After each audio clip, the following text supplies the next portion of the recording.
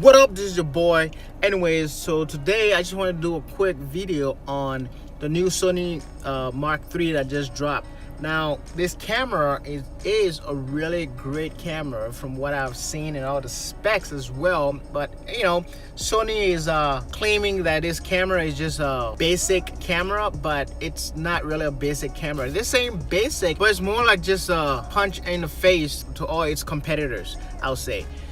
This thing, even though they are naming it basic, it is nothing close to basic. It's pretty dope, actually. It is a freaking amazing camera from what I can tell so far. I mean, the specs on this thing is just, it's ridiculous. So, I mean, for me personally, my reason for not getting this camera, it has nothing to do with the camera itself. Is have to do with a camera from Sony that a lot of us are waiting for. Right now, I do have the A6500 that I've been using, and this camera is amazing. It does everything that I need. I want to do more of a full frame camera. That's one of my reasoning to wait for the A7S III.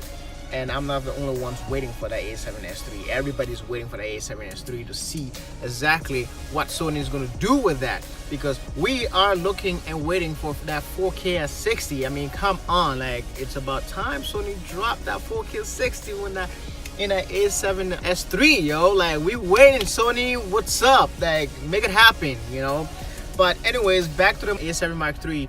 The specs on this camera, both for videos and photos, it's pretty much all you're gonna need right now. It's a 24 megapixel camera. They also improved the autofocus on there like ridiculously. They brought all of their autofocus up to par since the A6500. I mean, everything from the A6500 up has been like just epic when it comes to focusing and stuff like that. I use the A6500. That thing just, it blows everything. Like when I switched from Canon to Sony, that A6500, it was like a jump, you know. I know a lot of people always thinking like gear is not a problem, it's not a mean, you shouldn't really invest a lot of money in gear, focus on your skills and all that stuff. But I am calling bullshit on all of you fools who thinking that gear is not important. It is important. It is very, very important. Yes, you can get by with the basic, depends on what you are filming and how important it is. Like if you're making, you know, if you're doing something professional, then yeah, you're gonna need the right gear. You can't keep telling people that gear is not important when it is. Depends on the work that you're doing, you know. Gear should not stop you from being creative. I get that. And if you're just starting off, if you can afford a good gear, go for it. If you cannot, then stick to the basics and learn the craft. Yes, you know, I agree on that. But gear is always going to be important. Depends on if you're going pro or not. Now, again, you can get by with the basics, and a lot of these things will get the job done. You don't expect a cheap lens to do better than an expensive lens. They will do the same thing, but this expensive lens, very high chances you won't have to deal with chromatic aberration. You don't have to deal with a lot of these artifacts that cheap lenses will put in your image, because afterwards you have to go and clean it up. That's why these expensive lenses are important. Anyways, so going back to the Mark III, okay, the reason why I'm skipping this is, again, it's not because of the functionality. The camera is amazing. I've seen all the review online and everything. I will definitely like to test it out and all that stuff, but for right now, like I said again, I'm saving up to get the S3 if it ever comes out.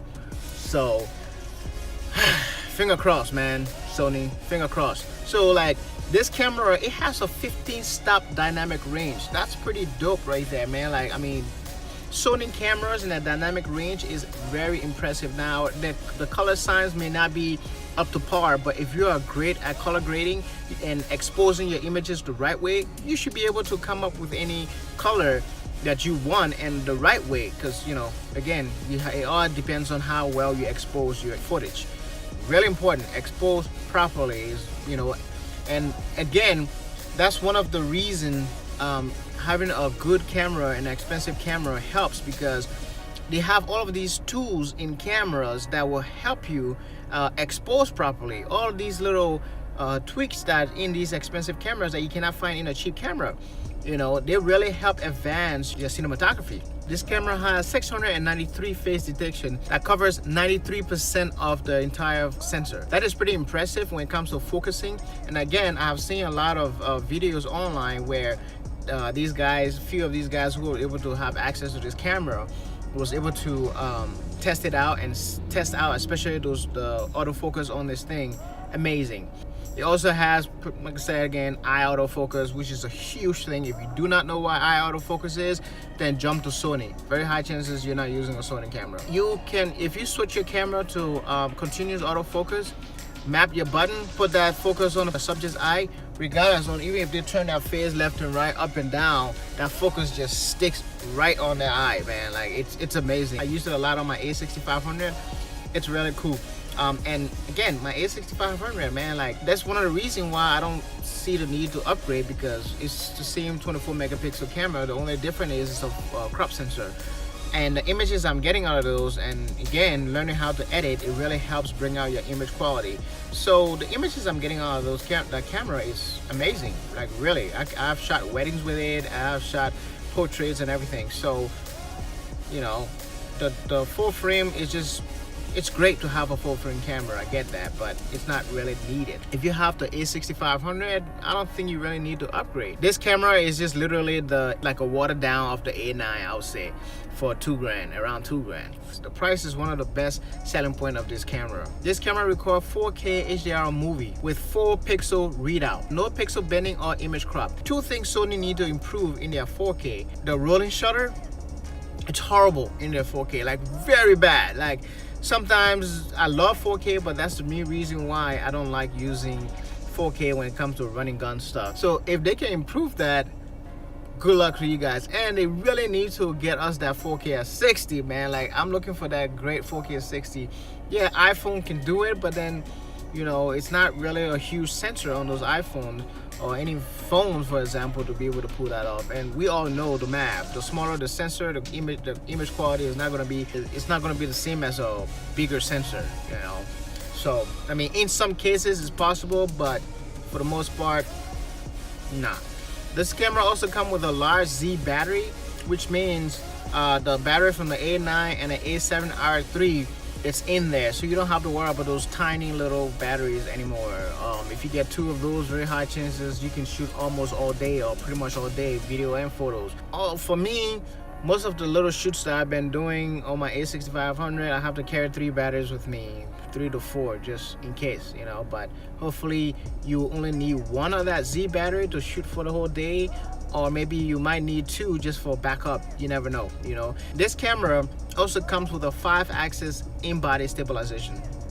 There's a new system that Sony's been putting into their cameras, and it's not like the greatest out there, but it is pretty good. I've used it on my A6500. It's really helpful. If you pair it with a lens that already has that in there, that really does help with stabilizing your images as well. My reason for not getting this camera is just the fact that I don't need another photo camera. I need more of a video camera and stuff like that. But other than that, is it a great camera? Heck yeah. If I was in the market for another full frame photo camera, that's exactly what I'll be jumping on, because I know 24 megapixel, it's enough, you know. It is on a full frame, it is enough. I don't know, maybe my perspective might change in the future, but I really want the 2 cameras that I'm really saving up for right now is the A7iii and the A7S III if it comes out and it has 4K at 60. If it doesn't have 4K at 60, I'm not buying it.